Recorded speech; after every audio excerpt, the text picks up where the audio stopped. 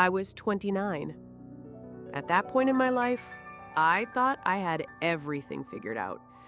5 years of marriage, a stable job where people respected me, and a family that I believed would always stand by me. Or at least that's what I wanted to believe. My world looked safe, solid, and warm. I thought my family was my shield, my home, my fortress. I met my husband in college. He was 3 years older, always cracking jokes, always supportive, and he seemed like the kind of man you could trust with your heart without hesitation. My heart chose him years ago when he stayed up late helping me prepare for exams in the library. I was sure this was forever. My younger sister was 2 years behind me. She was different, emotional, vibrant, always chasing attention. I'd always thought of her as reckless at times, but in my heart, I believed she'd never betray me. We were sisters. We shared our childhood, our secrets, our fears. I had protected her all my life, from bullies, from our parents' scolding, from her own mistakes.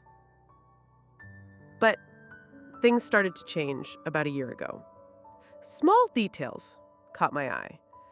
My husband, who used to leave his phone lying around, now carried it with him everywhere.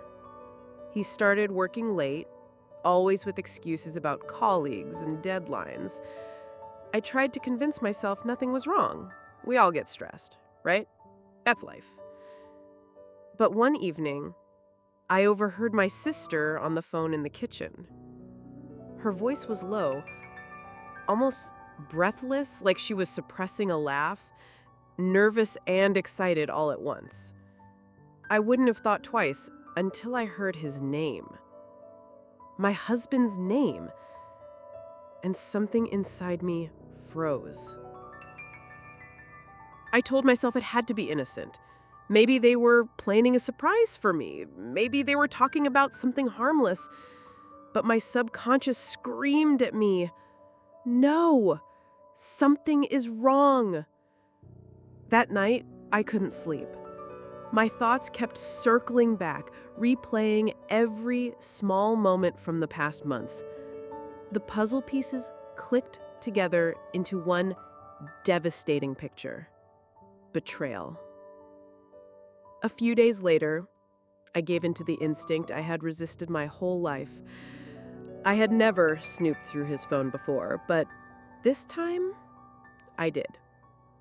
While he was in the shower, I unlocked it. And there it was.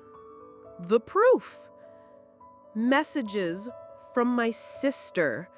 Words that cut like glass. Come over when she leaves for work. I miss you, love. My chest tightened. My breath stopped. It was like the floor collapsed beneath me and I was falling into nothing. I don't know how long I sat there, clutching his phone. My hands were trembling. My heart pounded so loudly I thought the neighbors might hear. I wanted to scream. I wanted to break something, anything. But the scream died in my throat. The sharpest pain wasn't that he cheated. It was who he cheated with. My sister. The girl I grew up with. The one I trusted. The one I defended all my life.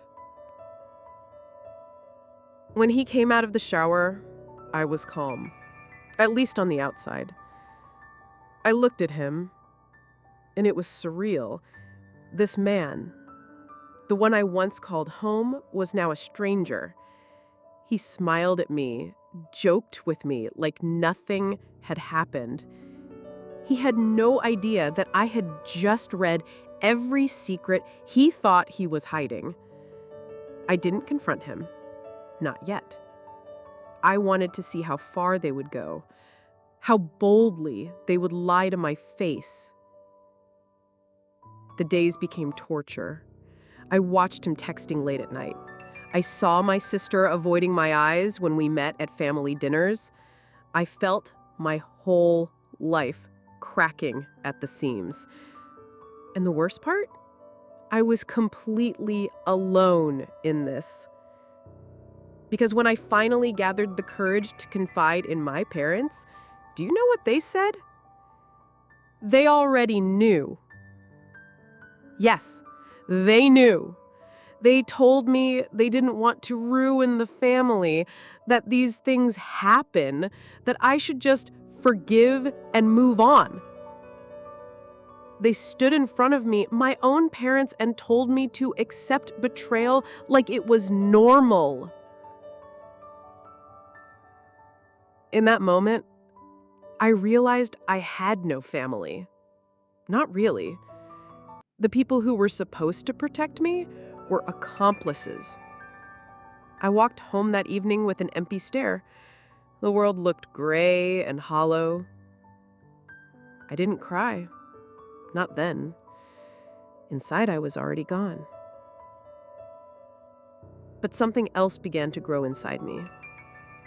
Not screams, not tears, something sharper.